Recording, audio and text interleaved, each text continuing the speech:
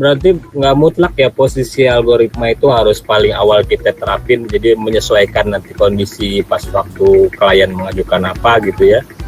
Kayak misal kita butuh buat bikin mockup atau kayak semacam dummy gitu kan, kita presentasi kalau pakai algoritma dulu kan nanti deadline-nya kemakan waktu gitu Bu ya.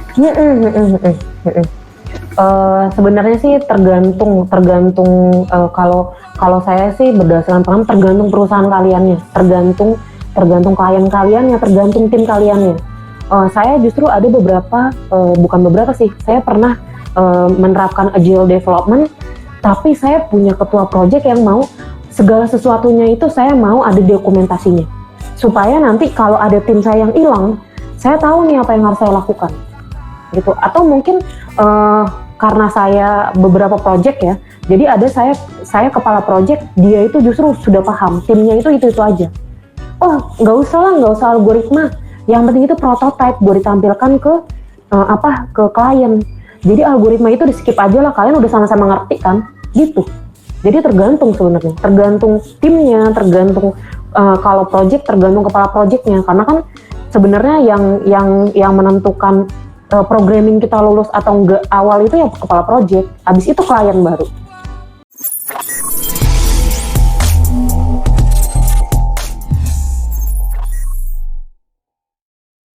Oke, bagaimana komputer itu berperan atau bagaimana sih konsep yang baik dari suatu komputer? Komputer itu penemu pertama kali ialah Charles Babbage, seorang pakar matematika pada tahun 1822. Dahulu kala, komputer itu disebut sebagai peralatan elektronik yang terdiri dari beberapa komponen yang dapat bekerja sama antara satu dengan yang lain untuk menghasilkan suatu informasi berdasarkan program dan data yang ada. Jadi sampai sekarang komputer itu berevolusi. Mungkin kalau seandainya dulu itu komputer itu dikategorikan sebagai suatu peralatan elektronik yang besar gitu, yang dalam artian tidak bisa mobile atau tidak bisa dipindah gitu, atau tidak signifikan untuk dibawa-bawa gitu. Karena kan dulu CPU-nya sendiri saja segede server ya, setinggi rumah dan lumayan makan tempat yang besar gitu. Maka dari itu komputer itu menjadi salah satu alat elektronik yang hanya orang-orang tertentu gitu yang mempunyai, hanya orang-orang tertentu yang dapat mengakses, termasuk peneliti, termasuk dosen-dosen atau profesor-profesor dalam suatu universitas. Untuk orang awam tersendiri, hal tersebut masih menjadi suatu yang belum lumrah gitu, atau sesuatu yang belum semestinya dipunyai. Berbeda dengan sekarang, mungkin kalau dulu komputer itu hanya untuk diperuntukkan untuk to compute gitu, to compute atau komputare gitu kan, untuk melakukan perhitungan. Sekarang itu komputer itu untuk alat bantu sebagai pemecahan masalah. Kalau dulu komputer itu disebutnya komponen-komponen elektronik yang saling terkait, yang saling terhubung untuk mencapai suatu tujuan, yaitu mendapatkan informasi. Kalau sekarang komputer itu ialah alat bantu untuk memecahkan suatu masalah. Di mana pemecahan suatu masalah ini yang nantinya akan kita pelajari, salah satunya dengan alat bantu algoritma. Terus dengan alat bantu menggunakan bahasa pemrograman. Kemudian dengan alat bantu pembenaran semantik. Jadi dari hal-hal tersebut terjadilah suatu konsep untuk membenarkan suatu masalah atau untuk menyelesaikan suatu masalah. Mungkin kalau sekarang banyak penyelesaian yang sudah otomatisasi. Seperti kita kenal dengan yang namanya sistem pakar. Sistem pakar itu ialah kalau misalnya kita membicarakan sistem itu komponen-komponen yang saling terkait atau kumpulan-kumpulan dari aplikasi, kumpulan-kumpulan dari sumber dayanya untuk mencapai satu tujuan gitu. Jadi dia sudah punya tujuan khusus, bukan general purpose lagi, tapi sudah tujuan khusus. Terutama sistem pakar untuk mendeteksi suatu penyakit. Penyakitnya itu dikerucutkan terlebih dahulu. Misalnya pada saat kalian mau mendeteksi DBD. DBD itu seperti apa sih, bedanya DBD dengan malaria seperti apa? Dan pengetahuan tersebut atau materi-materi atau inputan-inputan itu yang didapat untuk suatu sistem itu dari ahlinya, karena kan kita penyebutannya sistem pakar. Sistem pakar itu berarti dari seseorang yang ahli, seseorang yang sudah memahami konsep, sudah memahami materi, sudah memahami bahkan bukan materi lagi tapi sudah pengalamannya. Jadi iterasi-iterasi itu sudah berjalan, bukan pertama kali lagi, tapi sudah ribuan bahkan ratusan gitu. Maka itu kan terkadang kalau misalnya kalian sering dengar, begitu ada dokter umum, ada juga yang namanya dokter spesialis.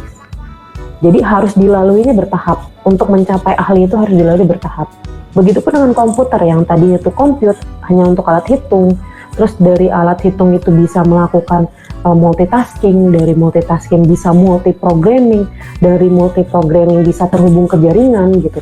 Kita mengenal yang namanya distributed system gitu, atau sistem terdistribusi, di mana kita melakukan proses di sini atau kita melakukan interaksi dengan komputer di kota A, maka proses itu bisa dilanjutkan di kota B dengan data yang sama, dengan informasi justru yang sama gitu.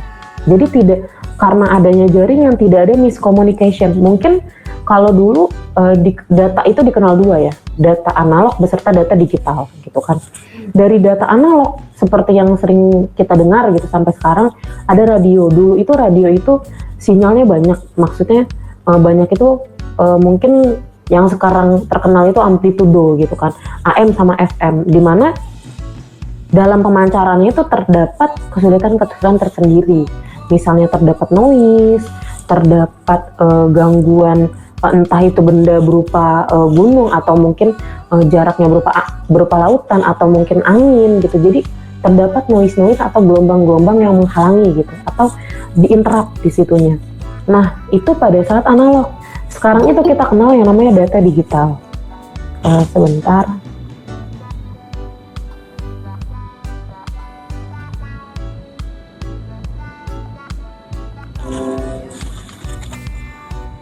Sekarang itu kita kenal yang namanya data digital. Jadi konsep data digital itu hampir sama seperti analog. Mungkin kalau misalnya analog itu penggambarannya secara diskrit, kalau digital itu kan banyak ya. Ada teks, malah kalau sekarang bukan teks lagi tapi gambar. Malah bukan gambar lagi, sekarang video gitu kan. Seperti yang kita lakukan sekarang.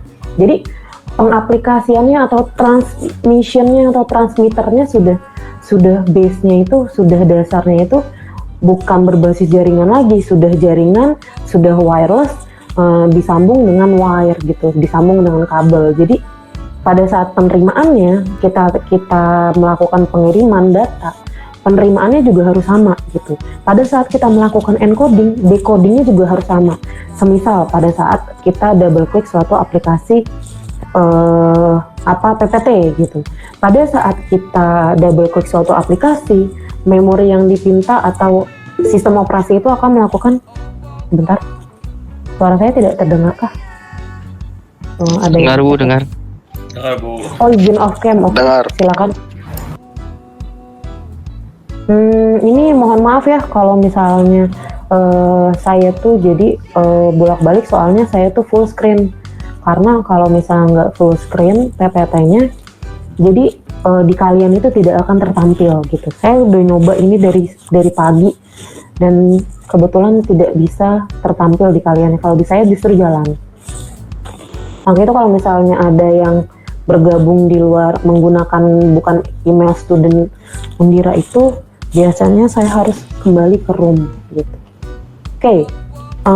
Tadi itu kita kenal dengan nama konsep komputer dari to compute. Tadinya pengertian komputer itu komponen-komponen elektronik yang saling terkait, terus berubah lagi menjadi alat bantu untuk memecahkan masalah. Bahkan kedepannya berubah lagi karena nanti kita kenal yang namanya AI, kita kenal yang namanya machine learning, proses pembelajaran berbasis mesin gitu. Terus kita kenal yang namanya deep learning. Jadi itu semua sudah dipelajari, apalagi sudah dipelajari, sudah teliti, malah sudah banyak yang diterapkan gitu. Salah satunya dalam ilmu, dalam makalah, dalam robotik gitu, dalam otomatisasi seperti smart home, smart city sekarang yang sedang akan dikembangkan. Kita nggak tahu sampai kapan smart city itu akan diluncurkan.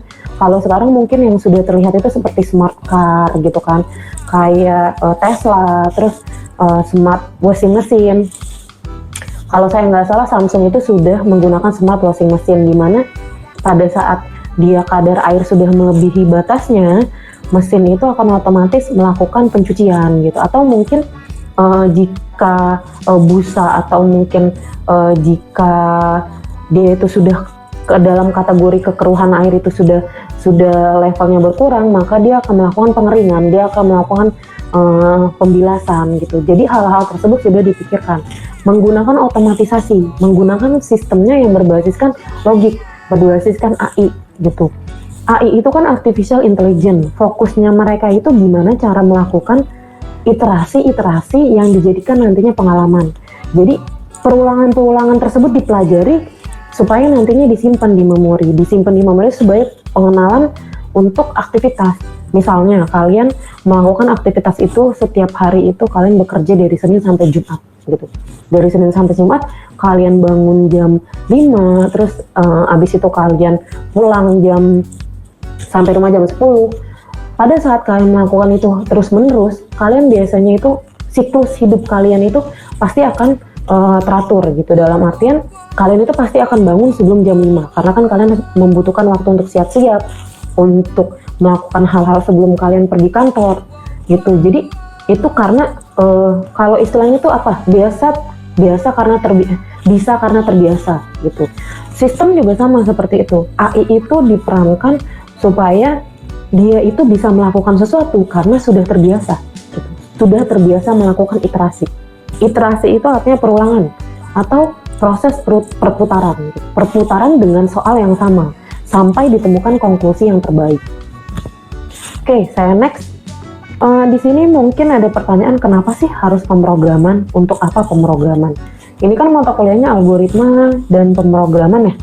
Algoritma dan pemrograman, kita itu belajar nantinya bahasa pemrograman C++ gitu. Sebelum kita masuk ke bahasa C++, kita tuh harus pemahaman konsep apa sih itu pemrograman? Kenapa harus pemrograman?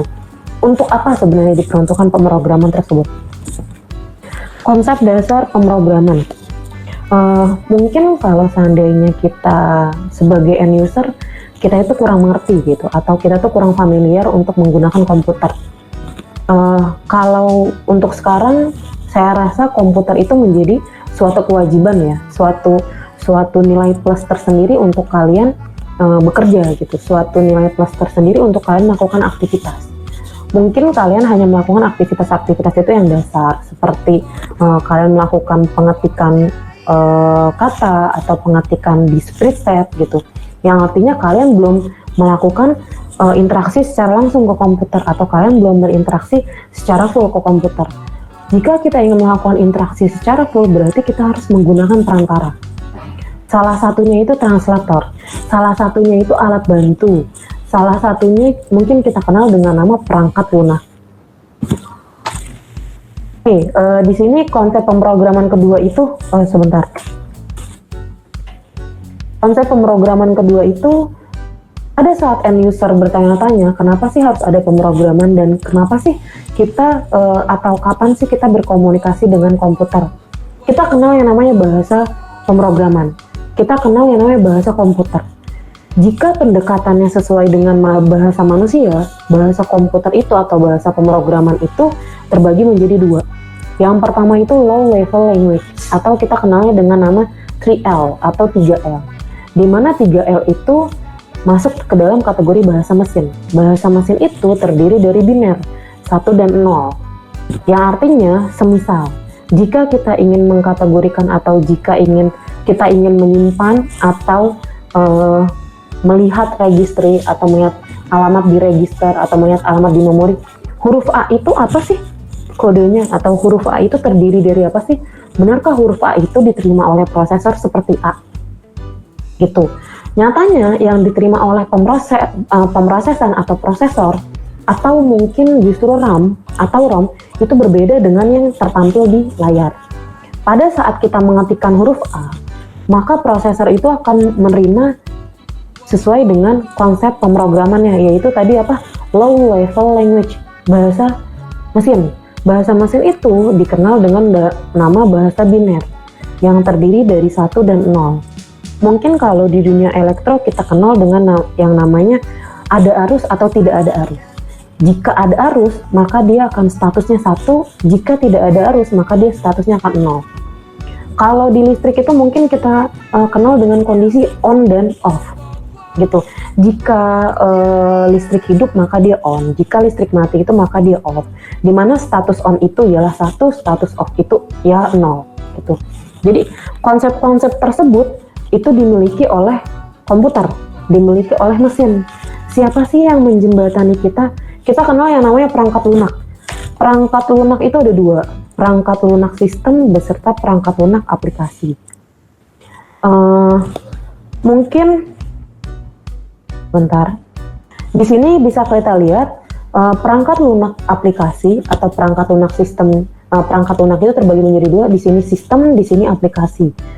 Peranan perangkat lunak sistem itu banyak. Salah satunya menjembatani antara hardware dengan software. Di sistem komputer itu terdiri dari brainware, software beserta hardware. Dimana kalau seandainya kita ingin berkomunikasi antara brainware, hardware, ada perantara software. Perantara software itu aplikasi, mungkin di sini kalian lihat browser seperti Google Chrome, terus ada Word, ada Excel, ada PPT gitu kan, atau PowerPoint, ada Photoshop. Itu semua disebutnya perangkat lunak aplikasi. Ada yang namanya perangkat lunak sistem. Perangkat lunak sistem itu apa sih? Sistem operasi. Dia yang menjembatani antara hardware dengan software. Dia yang mengalokasikan semua sumber daya yang tersedia di komputer kalian atau tersedia di hardware kalian gitu. Mungkin kalau secara tidak sadar, brainware itu tidak tahu ya seberapa banyak sih atau seberapa rumit sih proses yang terjadi di balik layar pada saat saya mau mengklik suatu file, pada saat saya mau mengakses suatu suatu aplikasi gitu, pada saat saya mau mengakses suatu misalnya pekerjaan gitu. Jadi proses-proses tersebut itu yang mengatur itu perangkat lunak sistem. Di mana perangkat lunak sistem itu kalau sekarang dibutuhkan waktu per milisecond bahkan. Bukan menit lagi tapi sudah detik gitu. Yang artinya begitu kalian double klik, proses loading kalian itu sebenarnya sudah tidak tahu atau mungkin sudah tidak terasa gitu. Kalian pun sekarang sudah bisa melakukan multitasking, sudah bisa melakukan multi programming. Mungkin kalau dulu prosesnya tuh compute, dari tuh compute berubah gitu kan, berubah untuk melakukan pemberkasan. Dari pembekasan kita mau melakukan gimana nih caranya supaya kita itu nggak melulu belajar bahasa low level language gitu, yang cuma dimengerti segelintiran orang karena kan dia bahasanya biner. Gimana kalau misalnya kita ciptakan sesuai dengan bahasa manusia? Tadi kan terbagi menjadi 2 ya, low level language, yang kedua itu high level language, yang nantinya kita pelajari bahasa C++. Bahasa C++ ini menggunakan bahasa manusia atau high level language, di mana high level language ini biasanya menggunakan bahasa internasional, yaitu bahasa Inggris. Seperti si out itu kan kata Indonesianya mungkin keluar gitu, bisa kita artikan tertampil gitu, tertampil mungkin di layar, karena kan outputnya yang sering kita lihat berbasiskan UX, berbasiskan UI itu layar gitu. Bukan, mungkin kalau misalnya kita mau dalam kategori berkas kita bisa ke printer tuh, tapi kalau misalnya kita menyebut dalam bahasa pemrograman, biasanya yang familiar itu mau print, mau println, mau printf gitu kan, mau cout, biasanya itu akan tertampil di layar. Oke, saya next. Ini tadi sudah. Sekarang kita masuk algoritma dan pseudocode. Menurut Fussek 2006, an algorithm is a method to solve problem that consists exactly defined instruction. Jadi kalau misalnya kita membicarakan algoritma itu ialah metode untuk menyelesaikan suatu masalah. Sama seperti komputer, cuma kalau komputer itu kan sebagai alat bantunya, ya enggak, karena kan dia biasanya itu elektronik. Jadi harus saling terkait dulu, harus saling terhubung. Kalau algoritma itu langkah-langkahnya gitu. Langkah-langkahnya atau metode untuk menyelesaikan masalah sesuai langkah-langkah yang dijabarkan sebelumnya atau sesuai dengan langkah-langkah yang sudah dijabarkan, sama persis. Yang pertama kalian lakukan itu problem analysis. Itu pasti, karena kan setiap user itu harus tahu masalah yang dihadapi itu apa sih, sejauh mana sih masalahnya, supaya kalian itu bisa melakukan pemrosesan secara logik gitu, pemrosesan secara logika. Benar tidak sih yang saya lakukan? Seumpama kalian lapar gitu, kalian lapar, terus kalian ingin masak sesuatu tapi yang tersedia itu hanya sesuatu yang junk food atau simpel, seumpama mie. Berarti kan kalian harus kondisikan gitu. Langkah-langkah yang ada atau algoritma yang kalian buat nantinya, atau tata cara pembuatan mie itu, atau tata cara makan kalian itu harus sesuai dengan bahan, dengan alat yang tersedia gitu. Maka itu dia disebutnya solve problem that consists exactly defined instruction. Jadi langkah-langkahnya itu sudah harus jelas dan sudah definisikan sesuai gitu, sesuai dengan konsep yang ada, sesuai dengan problem analisis yang ada. Yang kedua itu menentukan aksi. Mungkin kayak tadi pada saat kalian mau makan gitu kan, atau kalian lapar, tiba-tiba kalian ngecek yang tersedia itu hanya mie. Berarti apa sih yang kalian lakukan pada saat kalian nemuin mie? Berarti kan kalian harus menyiapkan alat-alat untuk memasak mie. Mungkin bisa kalian baca gitu. Kalau misalnya yang belum pernah masak, bisa kalian baca, biasanya tuh ada instruction-nya. Itu salah satu algoritma gitu. Instruction itu salah satu algoritma. Mungkin kalau di komputer itu kita kenal dengan yang namanya user guide. Terus kalau di pemrograman itu kita kenal yang namanya user dictionary gitu. Jadi banyak kata-katanya. Atau kalau di desain kita kenal yang namanya prototype. Jadi banyak penggambaran atau langkah-langkah yang diaplikasikan untuk suatu algoritma daripada masalah gitu. Terus menentukan aksi berarti apa sih? Kita mengambil panci seumpama, kita mengambil air, terus menyalakan kompor gitu kan. Terus yang ketiga itu menuangkan aksi ke dalam suatu algoritma. Berarti apa sih? Hal-hal yang telah kalian lakukan itu dituangkan ke algoritma. Algoritmanya apa sih untuk masak mie? Atau algoritma untuk menghilangkan lapar itu apa sih saat keadaan saya sekarang? Berarti apa? Salah satunya yang masak mie. Masak mie itu gimana sih tata caranya? Gitu, mungkin kalian baca dari instruction-nya, atau justru kalau sekarang kan sudah base-nya sudah bukan kata lagi ya, instruction itu. Bisa kita lihat justru berbasiskan video di YouTube, atau mungkin justru di situs perusahaannya tersendiri gitu. Oke, pseudocode. Pseudocode itu memberikan penjelasan tentang tahapan permasalahan dan bagaimana solusinya. Mungkin kalau misalnya kita dengar pseudocode itu kita harus siap dengan kata kunci. Kata kunci itu biasanya sesuatu yang baku, sesuatu yang sering kalian gunakan atau kalian secara tidak sadar kalian aplikasikan pada saat nanti kalian melakukan sintaksis, pada saat kalian melakukan pengkodingan gitu. Pada saat kalian nanti berinteraksi dengan editor. Kata kunci pseudocode salah satunya atau beberapa yang disebutkan di sini ada while. Biasanya ini itu untuk perulangan atau iterasi. Ada if then else, ini untuk percabangan. Case juga sama untuk percabangan. Repeat until serta for itu biasanya untuk perulangan. Contoh pseudocode. Pseudocode menghitung luas persegi panjang. Di sini yang pertama itu ada read panjang, ada read lebar.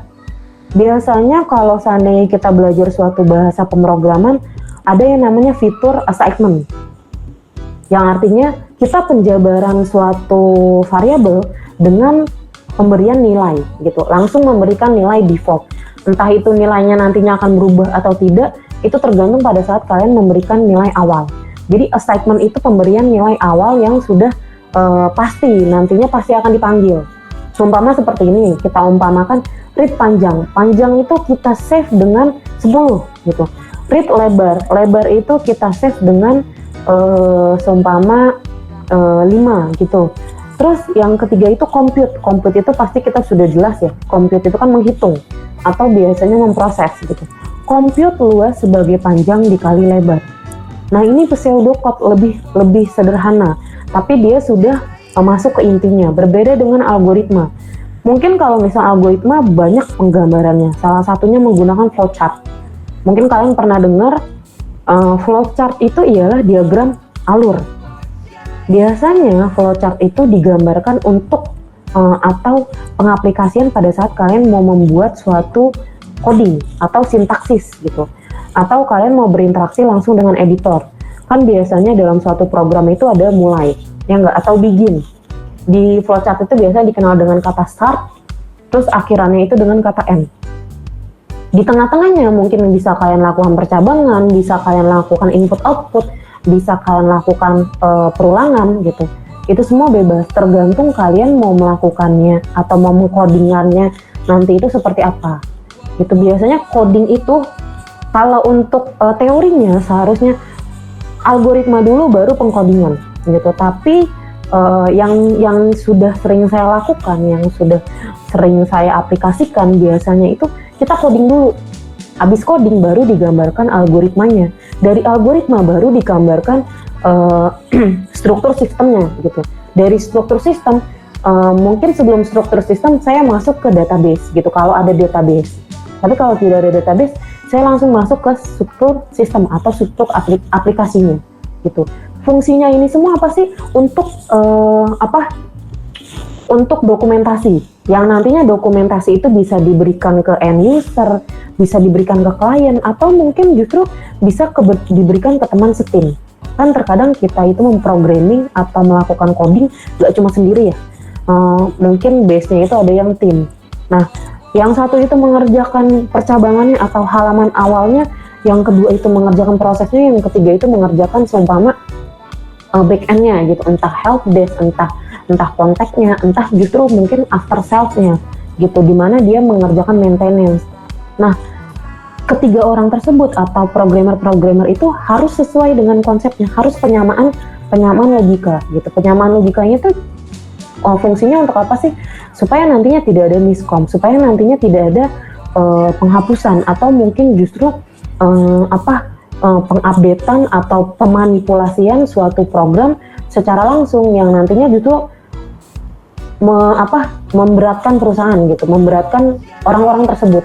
Jadi fungsinya untuk apa sih? Penyamaan persepsi. Penyamaan persepsinya menggunakan apa? Prototype atau dokumentasi. Salah satunya algoritma. Tapi algoritma itu jarang sih sebenarnya ditampilkan untuk klien. Karena kan klien itu maunya penggambaran aplikasi itu gimana sih kita cara menggunakannya. Terus aplikasi ini siapa aja yang bisa pakai. Gimana cara menggunakan aplikasi dari awal sampai akhir. Gitu. Terus udah seperti yang saya mau atau enggak, biasanya itu penggambarannya berbasiskan prototype, berbasiskan itu DFD, berbasiskan itu use case gitu. Jadi sudah ada boundary-nya tersendiri gitu. Kalau kita membicarakan sistem, kalau kita membicarakan aplikasi.